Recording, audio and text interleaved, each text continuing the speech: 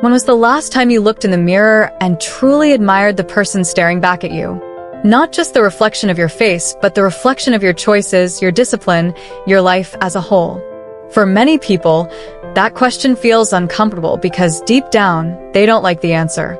And that's why, no matter how much love, praise, or validation they get from others, they still feel a hollow emptiness inside. Here's the unshakable truth. The most important relationship you will ever have is not with your partner, not with your friends, not even with your family. It's with yourself. Before the texts, before the attention, before the compliments, there is only you.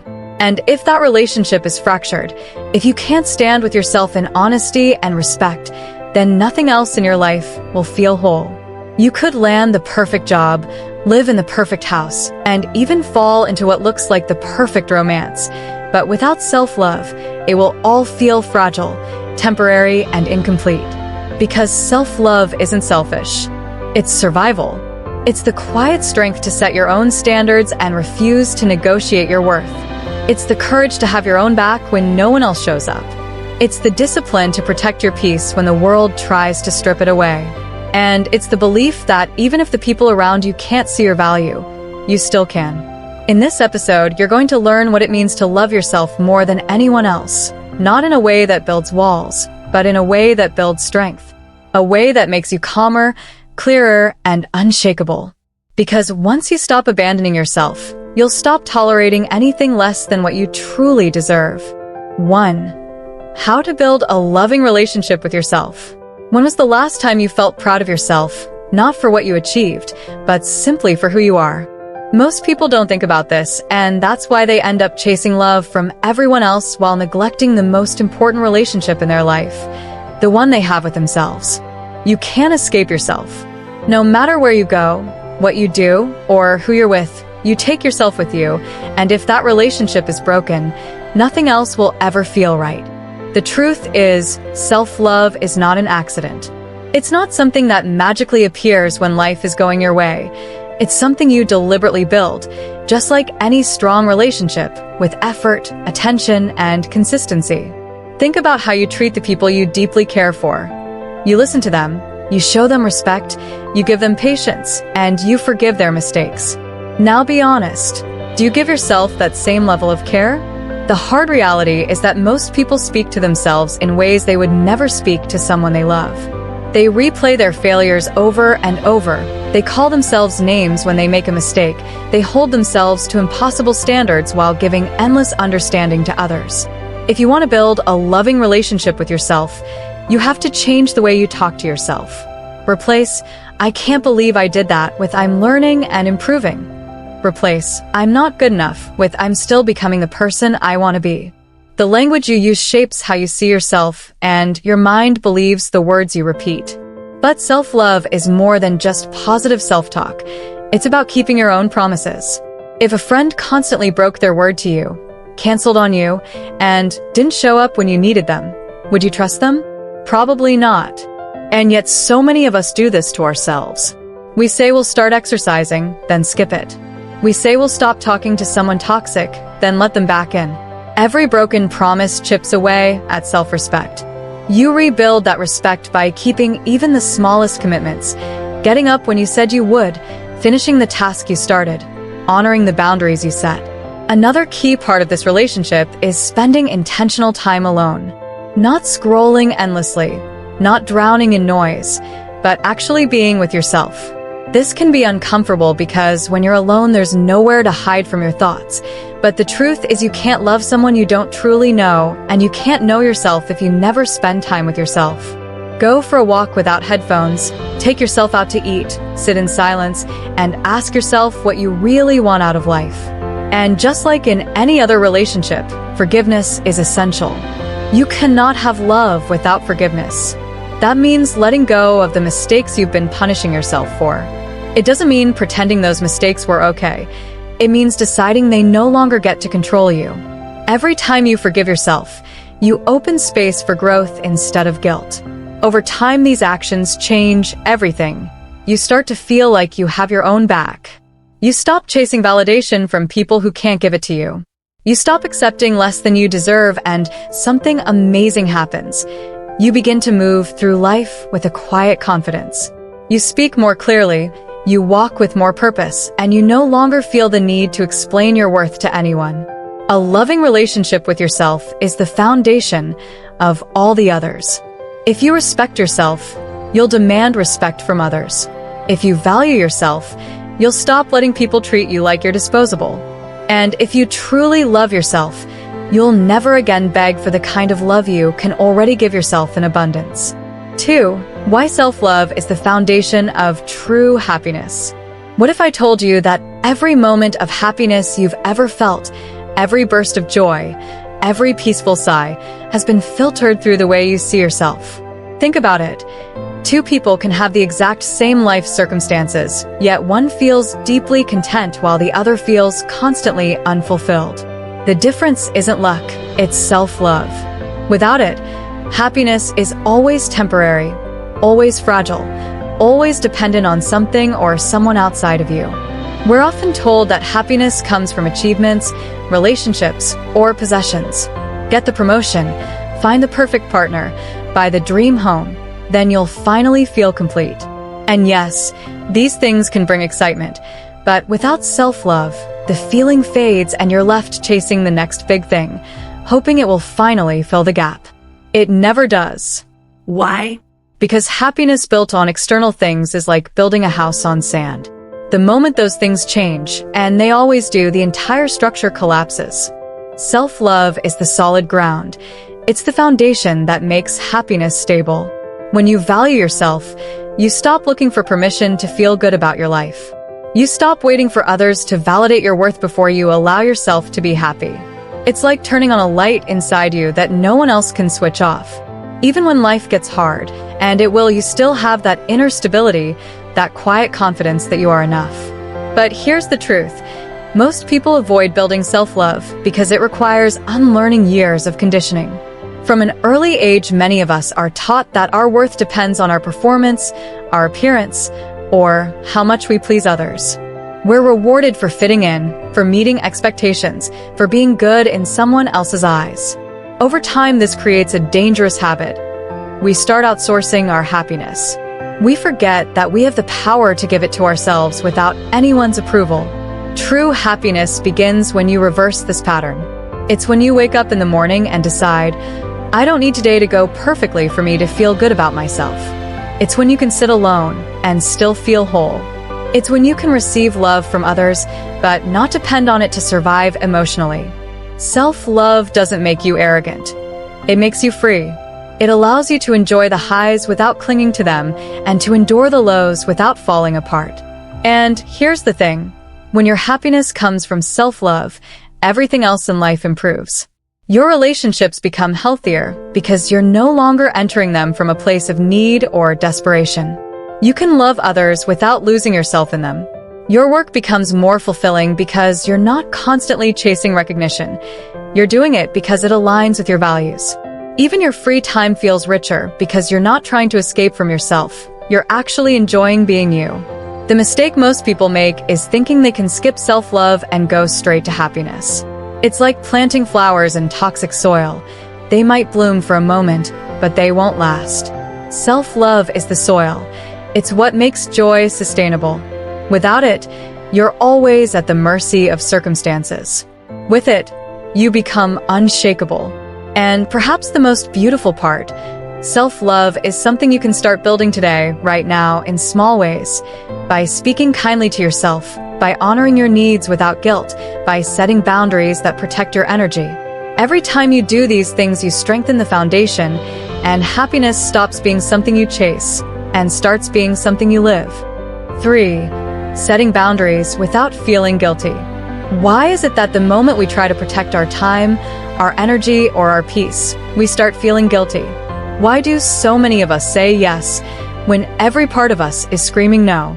The answer is simple but uncomfortable. We've been trained to believe that putting ourselves first is selfish. And so we sacrifice our well-being for the comfort of others, thinking it makes us good people, when in reality it just makes us exhausted, resentful, and disconnected from ourselves. Boundaries are not walls, they are doors.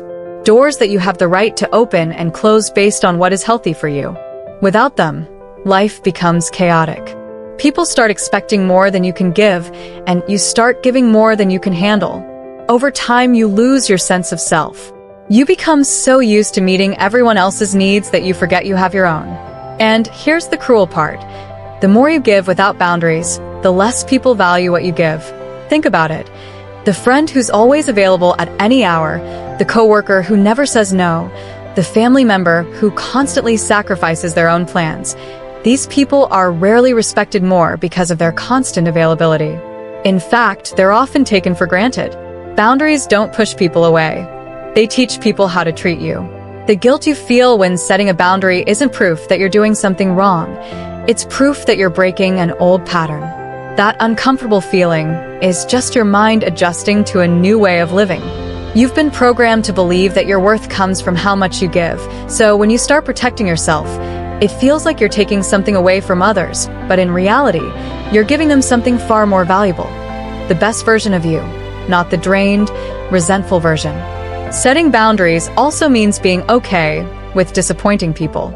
You cannot live a life of self-respect and please everyone at the same time. If someone's love or respect for you depends on you overextending yourself, then it's not real love or respect. It's dependence and control.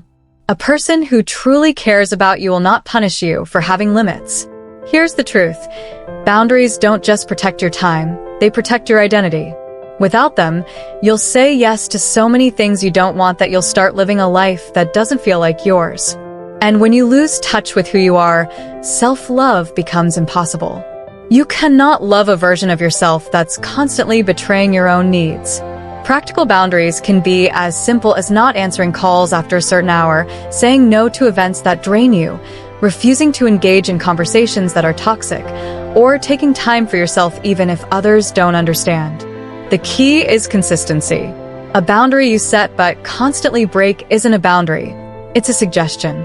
The more you practice setting and keeping your boundaries, the more natural it becomes. And something magical happens. Your guilt starts to fade. You begin to realize that the people who truly matter respect your limits, and the ones who don't were only in your life because you didn't have any. You stop feeling bad for protecting your peace because you finally understand it's the only way to live authentically. In the end, boundaries are acts of self-love in action. They say, I value myself enough to protect what matters to me. And when you live this way, your relationships improve. You start attracting people who respect you for who you are, not for how much you can give without limits. And most importantly, you stop betraying yourself for the sake of others and start building a life that feels right, not just one that looks right. 4. The power of saying no to protect your energy. When was the last time you said no without giving an excuse, without apologizing, without feeling like you had to justify it? For most people, that's rare. We live in a culture that celebrates busyness, overcommitment, and the idea that being constantly available is a sign of value. But here's the reality. Every time you say yes to something that drains you, you're saying no to yourself. And over time, those stolen moments, that depleted energy, and that silent resentment will cost you more than you realize. Saying no isn't about rejecting people. It's about protecting the most precious resource you have, your energy. You can always make more money. You can rebuild relationships, but once your energy is gone, so is your ability to show up fully in life. Without it, you can't create, you can't connect, you can't even enjoy the things you've worked so hard for. Energy is your life force, and if you don't guard it fiercely, the world will drain it without hesitation. The problem is most people think that saying no will make them selfish, rude, or unkind. They imagine others labeling them as difficult or uncaring. But here's the truth. People who truly respect you will also respect your no. It's only the ones who benefit from your lack of boundaries who will try to make you feel guilty for protecting yourself, and that's the clearest sign that the no is necessary. Think of your energy like a bank account. Every commitment, every conversation, every problem you take on, it's a withdrawal. If you never say no, you'll eventually run into emotional bankruptcy. The symptoms: burnout, resentment, loss of motivation, even physical illness. Your body and mind are constantly warning you when you're giving too much, but if you ignore those signals, the cost will be far greater than you expect. The Stoics understood this well. Marcus Aurelius once wrote about the importance of guarding the inner citadel, the fortress of your mind and soul. Not every battle is worth fighting, and not every invitation is worth accepting. Saying no is your way of closing the gate before an unnecessary siege drains your strength. But here's the thing. The first few times you say no, it will feel uncomfortable. You've been conditioned to believe that your worth is tied to how much you do for others. Breaking that pattern means facing the discomfort of change. That momentary awkwardness, it's not a sign you're doing something wrong. It's proof that you're reclaiming control over your life. Practical ways to start. Before you agree to anything, pause and ask yourself, does this align with my priorities right now? Will this energize me or drain me? If I say yes, what will I have to say no to in return? These questions shift your focus from pleasing others to protecting yourself. And over time you realize something powerful. The world doesn't end when you say no. The people who truly value you adjust. The ones who don't, they quietly fade away, making room for relationships that are healthier and more balanced.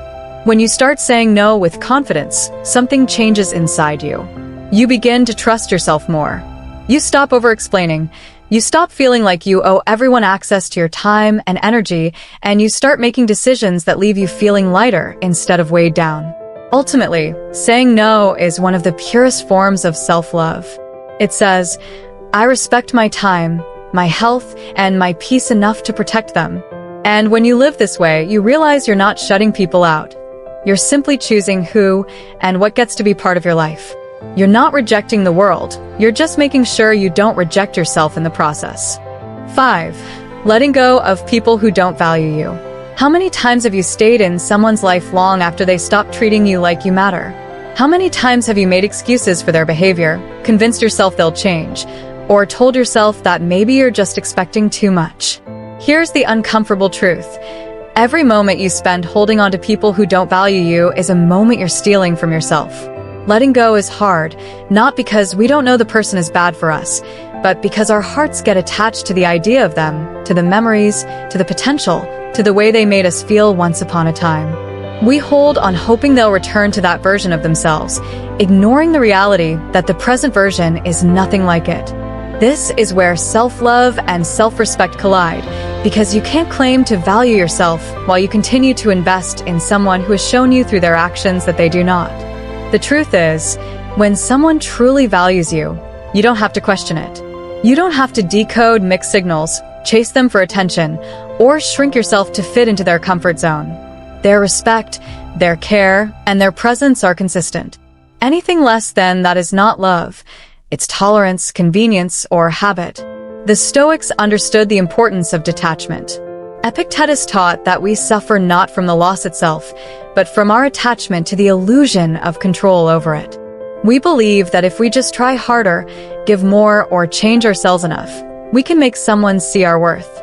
But here's the thing, your worth is not up for negotiation. It exists whether someone else recognizes it or not. When you let go of people who don't value you, it's not about anger or revenge. It's about creating space for relationships that nourish you instead of draining you. It's about finally having the energy to pour into your own growth, your own joy, and your own peace. And yes, there will be a void at first, a silence where their chaos used to be. But in that silence, something beautiful happens. You start to hear yourself again. One of the hardest lessons in life is realizing that some people are only meant to be part of a chapter, not the whole story. Holding on past their exit point doesn't keep the story alive. It just keeps you stuck in a plot that's going nowhere. And the longer you stay there, the more you delay the chapter you actually deserve. Practically speaking, letting go means more than just physical distance. It's emotional detachment. It's not stalking their social media. It's not replaying old conversations in your head. It's catching yourself when you start to rewrite the past in a way that makes them look better than they really were. It's choosing reality over nostalgia, truth over fantasy. You'll know you've truly let go when you stop needing closure from them because you've given it to yourself. When you no longer wait for an apology that may never come.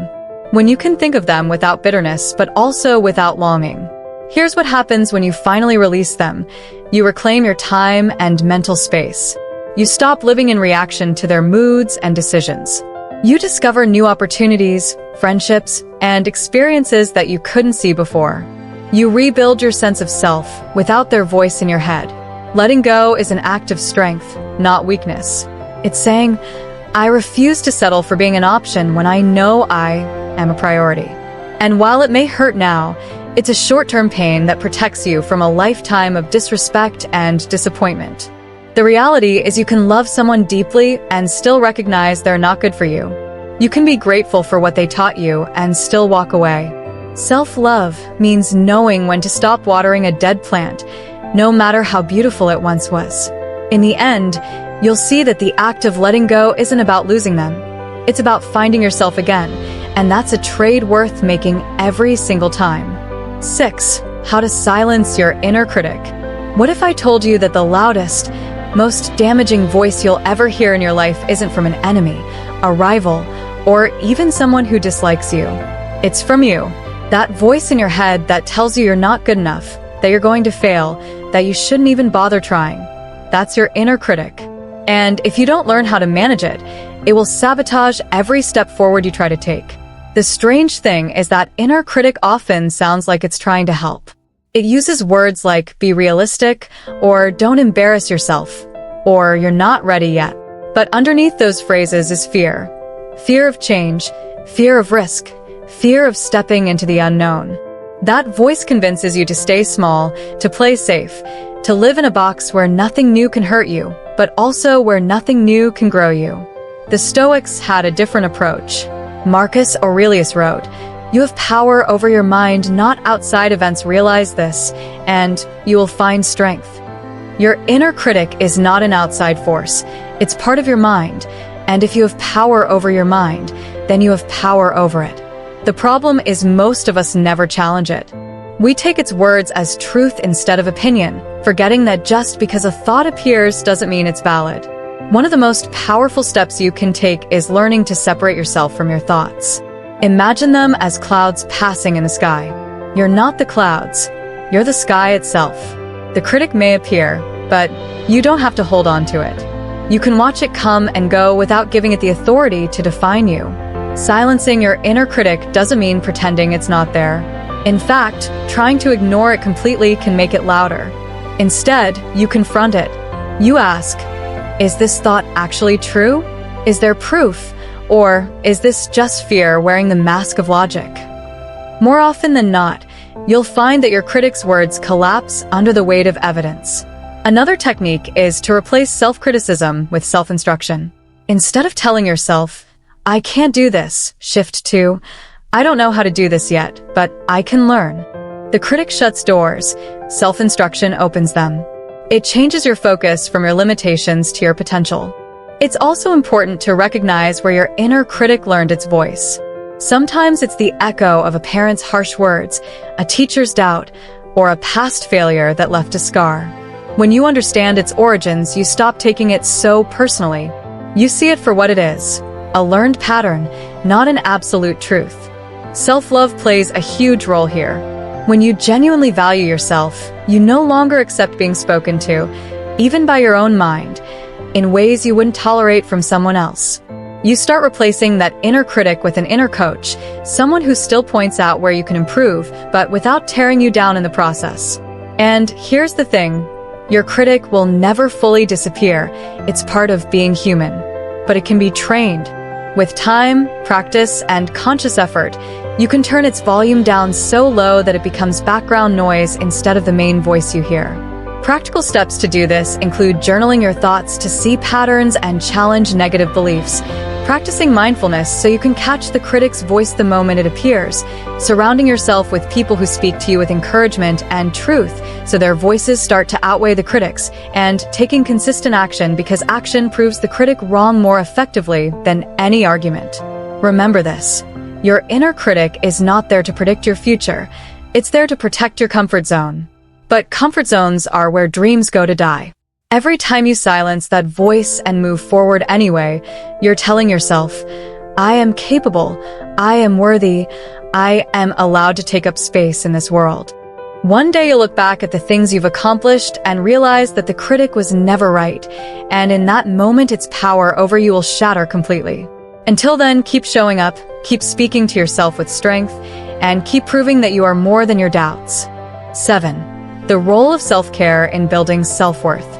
When was the last time you truly took care of yourself, not just physically but mentally and emotionally? Not just eating when you're hungry or sleeping when you're tired, but actually treating yourself like someone worth protecting, worth investing in, worth loving? For too many people, self-care has been reduced to a marketing slogan, something you do on a spa day or when you feel burned out. But real self-care is so much deeper. It's not an occasional treat, it's a daily declaration of your worth. Here's the truth. You can't have genuine self-worth without self-care. The two are inseparable. When you consistently neglect your needs, you send yourself a quiet message: I'm not a priority. And over time, that message becomes your belief. You start to accept less from others because you've already accepted less from yourself. But when you consistently care for yourself, when you feed your body nourishing food, move it with intention, rest it fully, feed your mind with knowledge, and protect your emotions, you reinforce a different belief. I matter, my well-being matters, my life matters. The Stoics understood this principle even if they didn't use the modern term self-care. Seneca wrote, "No man has the power to have everything he wants, but he has the power not to want what he is not, and cheerfully to employ what comes to him." In other words, caring for yourself isn't about indulging in everything you desire. It's about mastering the art of using what you have to strengthen your body, sharpen your mind, and steady your emotions. Real self-care isn't always glamorous. Sometimes it means going to bed earlier instead of scrolling through your phone until 2 a.m. Sometimes it's cooking a healthy meal instead of ordering fast food. Sometimes it's turning down an invitation because you need a night of quiet reflection. And sometimes it's having uncomfortable conversations that protect your mental space. One of the most powerful aspects of self-care is that it builds trust with yourself. Every time you make a choice that benefits your long-term well-being over short-term pleasure, you're showing yourself that you can be counted on. And self-trust is one of the deepest foundations of self-worth. You can't feel good about yourself if deep down you know you keep breaking promises to your own body, mind, and soul. Think of self-care as an investment account. Every healthy meal, every workout, every good night's sleep, every moment of journaling or meditation, these are deposits. They accumulate over time, compounding into confidence, resilience, and a quiet but unshakable sense of self-respect. And just like financial investments, neglect will drain the account faster than you realize. Skip enough deposits and you'll start feeling the cost, not in dollars, but in your energy, your mood, and your self-image. Another thing to understand is that self-care isn't just about what you do, it's also about what you stop doing. Stop exposing yourself to toxic relationships that drain you. Stop overloading your schedule to the point where you can't breathe. Stop feeding your mind with constant negativity from news, gossip, or social media. This is where self-care overlaps with boundaries, because you can't truly care for yourself while letting everything and everyone invade your mental space. And here's the paradox. When you take care of yourself first, you actually have more to give to others. You can't pour from an empty cup. People who think self-care is selfish have it backwards. Neglecting yourself is what makes you unreliable, exhausted, and resentful. Loving yourself enough to rest, to recharge, and to say no when necessary makes you a stronger friend, partner, parent, and leader. Practical self-care doesn't require huge amounts of time or money. It requires consistency. 10 minutes of meditation a day is better than doing it once a month for an hour. Preparing one healthy meal is better than telling yourself you'll start next Monday forever. Taking a 20-minute walk in nature can do more for your mind than hours of mindless scrolling.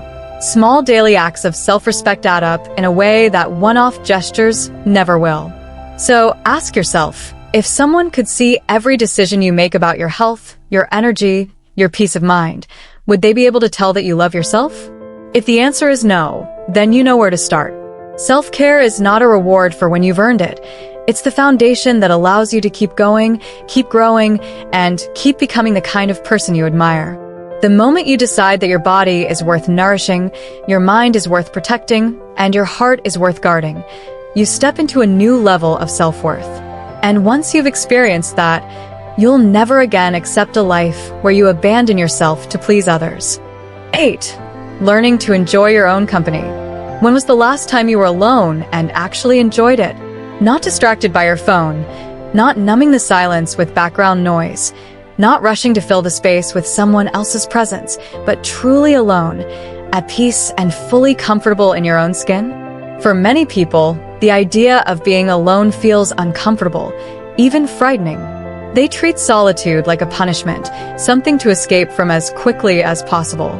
But the truth is, learning to enjoy your own company is one of the greatest forms of freedom you can ever experience. Here's why. When you depend on constant company or validation from others to feel okay, you've given away your emotional stability. You've made your peace conditional on something you can't control: the attention, approval, or presence of other people. But when you know how to be with yourself, to genuinely appreciate your own thoughts, your own activities, and your own presence, you take back that control. Your sense of happiness stops being tied to the actions of others. Marcus Aurelius wrote, "Nowhere you can go is more peaceful, more free of interruptions than your own soul." The Stoics understood that the richest source of peace is not found in any physical location, but in the ability to be still with yourself. And yet most of us fill every quiet moment with noise because silence forces us to hear the truth about our habits, our fears, and our desires. But facing that truth is exactly how you grow. Enjoying your own company isn't about isolation. It's not about cutting off human connection or rejecting love and friendship. It's about removing the neediness that makes you cling to others out of fear rather than choosing to be with them out of genuine desire. When you learn to be alone without feeling lonely, your relationships transform because you no longer enter them from a place of lack.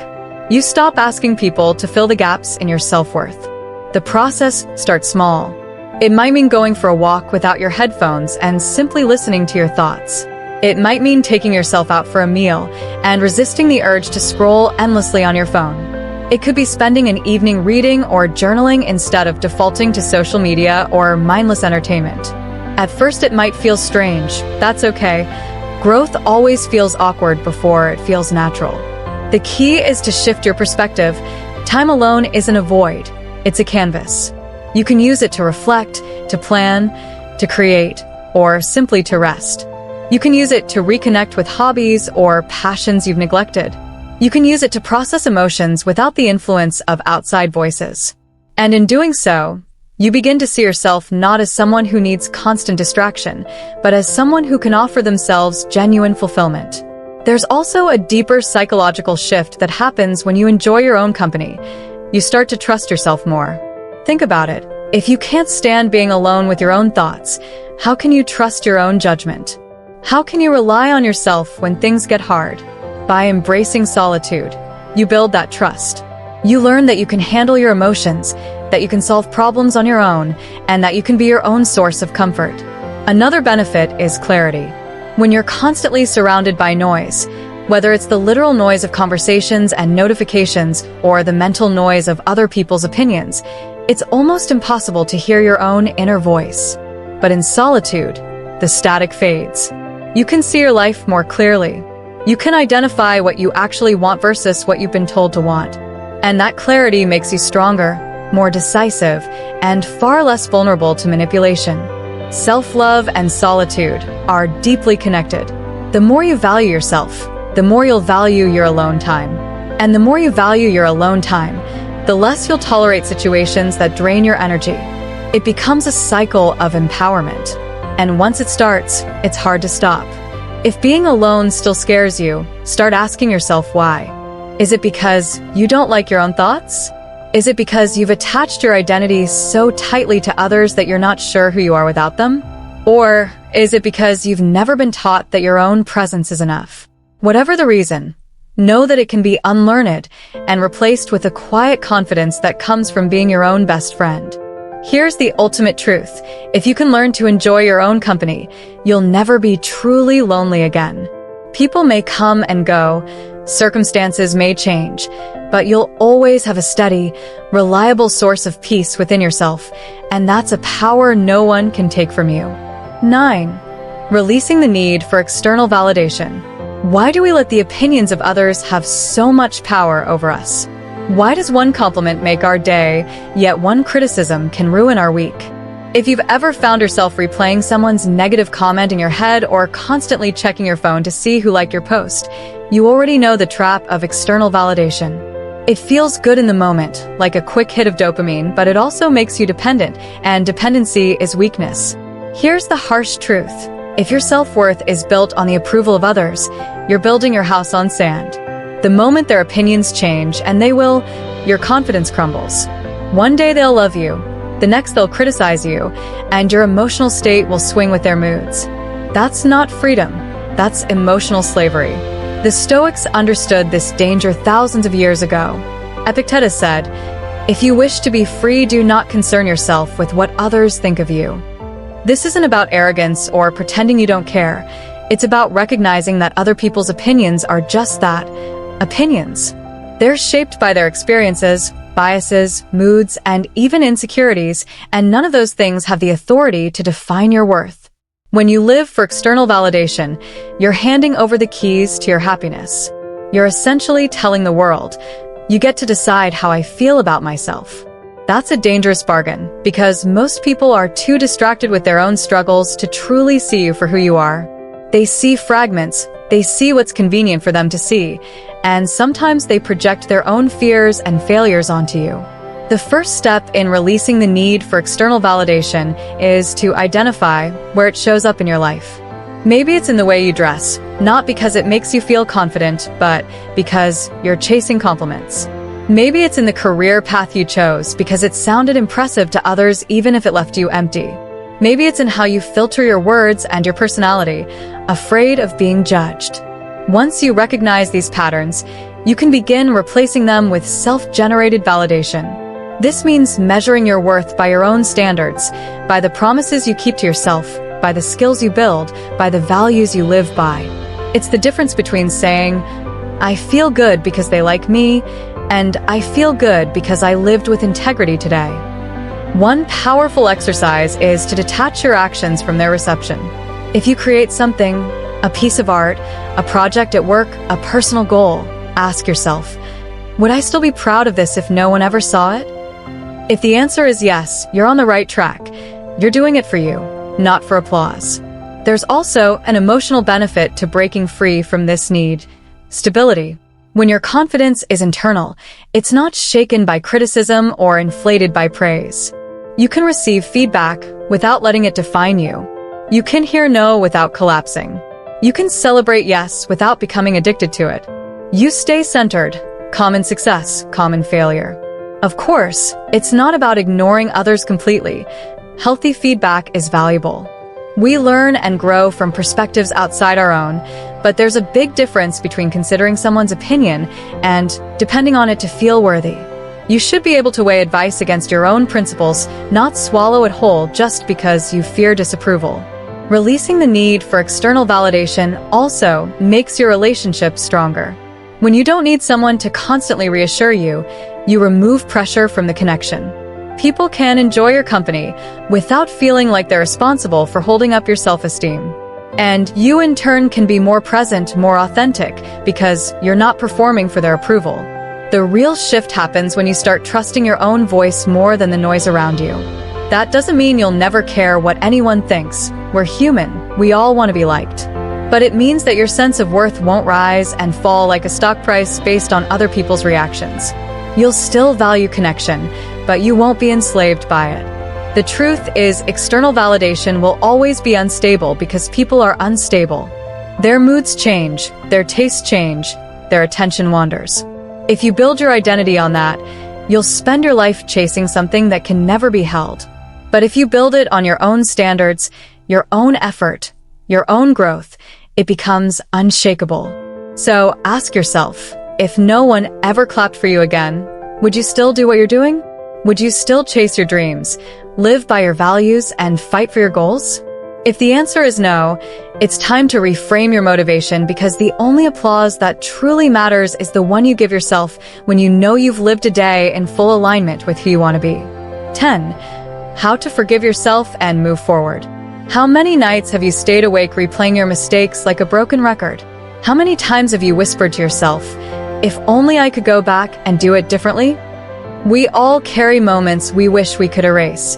Things we said in anger, opportunities we didn't take, choices we made from fear instead of courage. And yet, no matter how much we wish it, the past doesn't change. It's carved in stone. What we can change is how we relate to it. Self-forgiveness is one of the hardest skills to master, not because it's complicated, but because it requires facing yourself without excuses.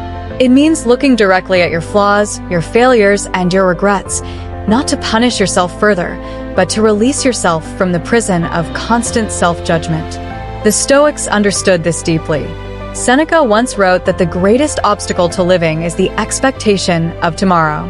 When you spend your life trapped in yesterday's mistakes, you rob yourself of today's potential. The truth is, holding on to guilt feels productive in a strange way. We tell ourselves that by feeling bad, we're somehow paying for what we did. But guilt doesn't fix the past. It doesn't undo the harm. All it does is chain us to a moment that no longer exists. Forgiveness, on the other hand, is not about pretending the mistake didn't happen. It's about learning the lessons so deeply that you never need to repeat it. Forgiving yourself starts with honesty. No sugarcoating, no mental gymnastics to make yourself the hero of the story. You acknowledge the wrong, you accept your role in it, and you face the discomfort head-on. This is not weakness, it's courage. Most people run from this step because it's painful, but pain is the doorway to growth. By taking full responsibility, you remove the need to hide from yourself. Once you've acknowledged the truth, the next step is self-compassion. And this isn't just some feel-good concept, it's a practical necessity. Think about it. If you're constantly berating yourself, how can you expect to have the energy or clarity to do better? You wouldn't tell a friend you're a complete failure every day and expect them to thrive, yet we do this to ourselves without realizing the damage it causes. Self-compassion means speaking to yourself as you would to someone you deeply care about, someone who's trying, learning, and worthy of a second chance. The Stoics would also remind us that mistakes are part of the human condition. Marcus Aurelius wrote, "When you wake up in the morning, tell yourself the people I deal with today will be meddling, ungrateful, arrogant. And they're like this because they cannot tell good from evil." He was talking about others, but the same applies inwardly. We too make errors because we are still learning. If you can extend understanding to strangers, why deny it to yourself? Forgiveness also requires action. If your mistake hurt someone else, make amends where possible. Apologize sincerely, not to erase your guilt, but to honor the other person's experience. If the harm can't be undone, commit to different choices moving forward. This transforms forgiveness from a passive feeling into an active principle in your life. Perhaps the hardest part is letting go of the identity that your mistake gave you. Sometimes we hold on to guilt because it becomes familiar. We start to define ourselves by the failure. I'm the person who ruined that relationship. I'm the one who wasted those years. But you're not a single event. You are a collection of choices, actions, and moments, and you are still writing the story. The past chapter is over. The pen is still in your hand. When you finally release the weight of self-condemnation, you open space for possibility. You can focus on building instead of constantly repairing. You can take risks again because you no longer believe that one misstep defines your worth. And most importantly, you can be present. Self-forgiveness isn't about erasing your past. It's about no longer letting it own you. So ask yourself, if a friend you love made the same mistake you did and they were genuinely trying to grow, would you tell them to live in shame forever? Or would you urge them to stand up, take what they've learned, and move forward with strength? That's exactly what you owe yourself. Not denial, not forgetting, but the grace to keep going. The moment you choose to forgive yourself, you reclaim your power. You stop being defined by what you did and start being defined by what you choose to do next, and that is the truest form of freedom. 11. Building confidence through consistent action. What if I told you that confidence isn't something you're born with, and it's not something you magically find one day? What if it's something you build brick by brick through the small, sometimes boring actions you take every single day? The truth is, the people you admire for their confidence aren't fearless superheroes.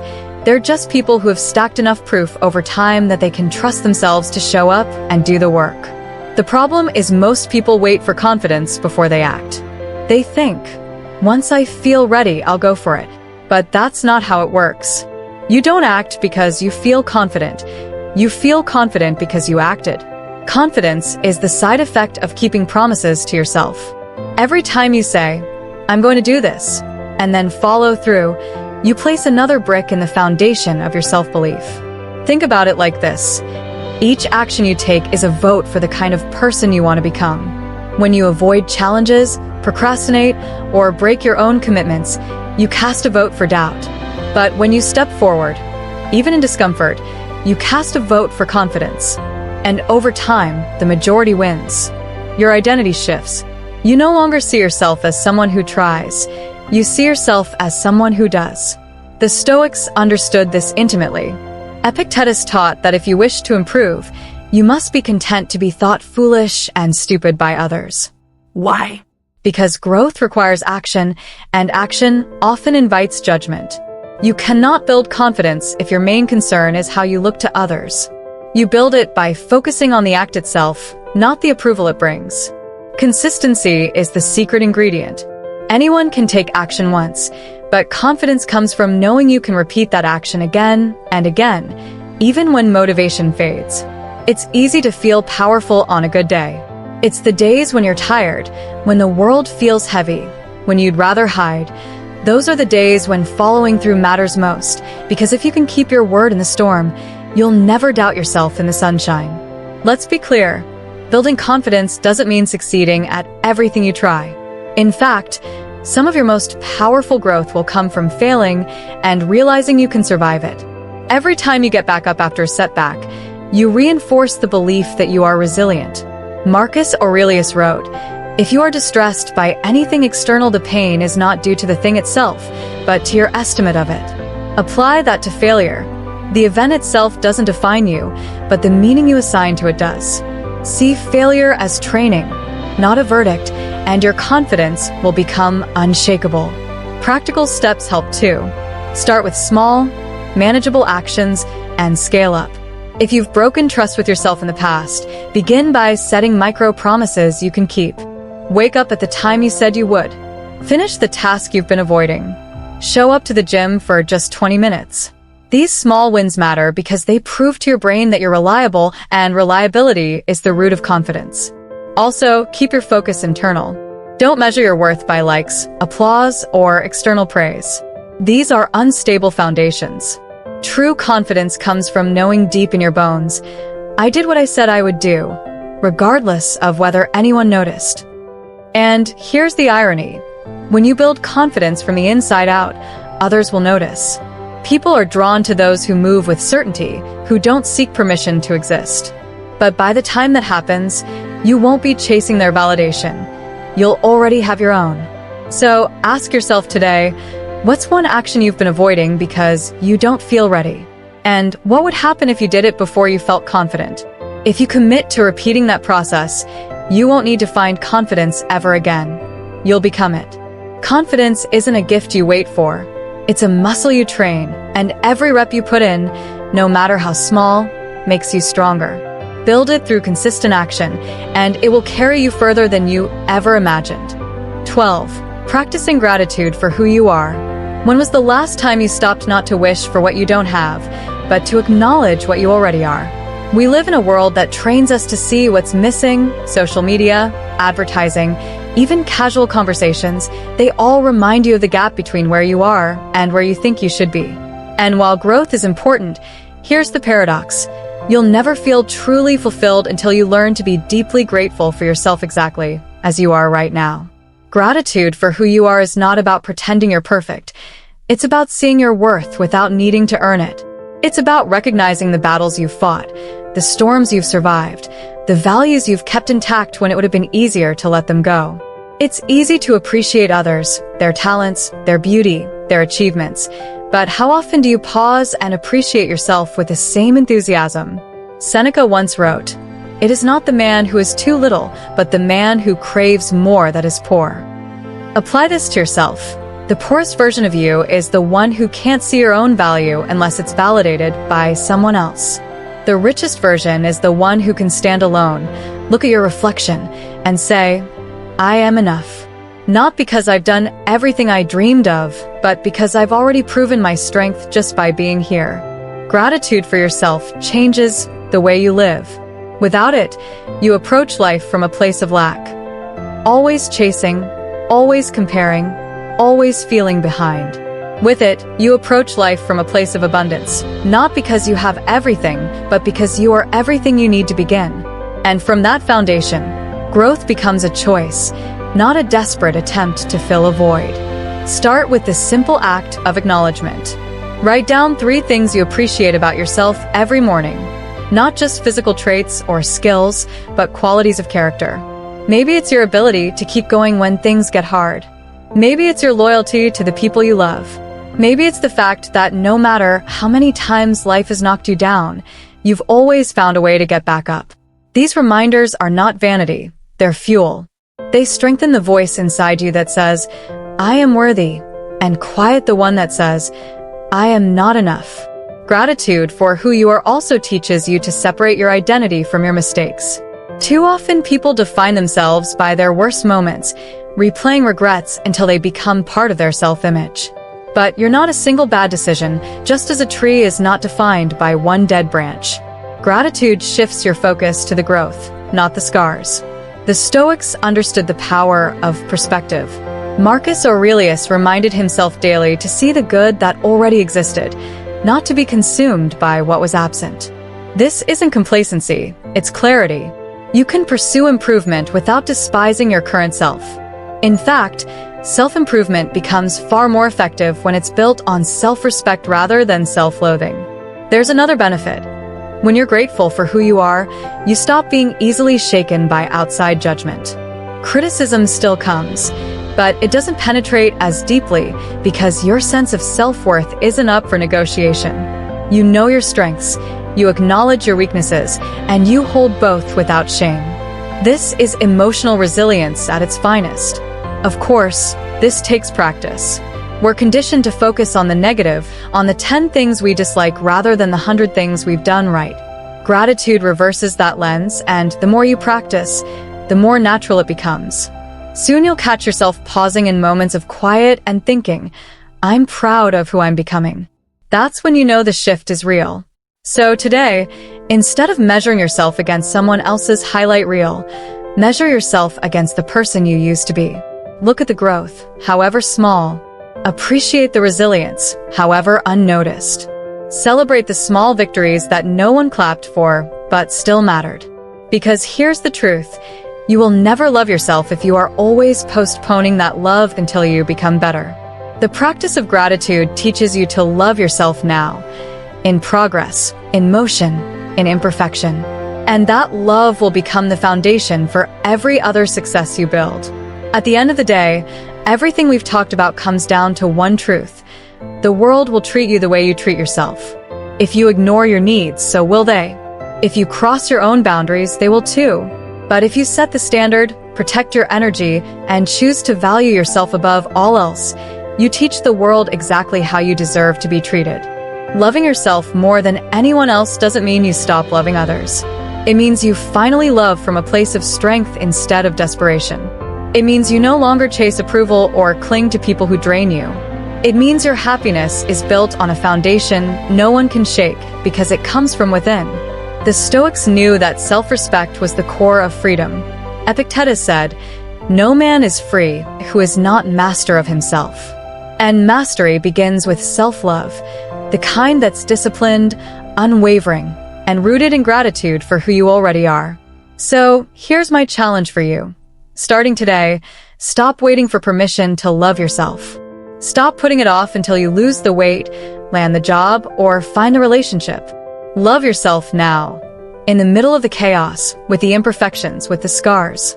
Because when you do, Every goal you chase and every relationship you build will come from a place of abundance, not emptiness. And remember, the relationship you have with yourself sets the tone for every other connection in your life. Treat yourself like someone you are proud to know. Protect yourself like someone you deeply care about, and invest in yourself like someone you believe in completely. That's not arrogance. That's alignment. Now, it's your turn to live it.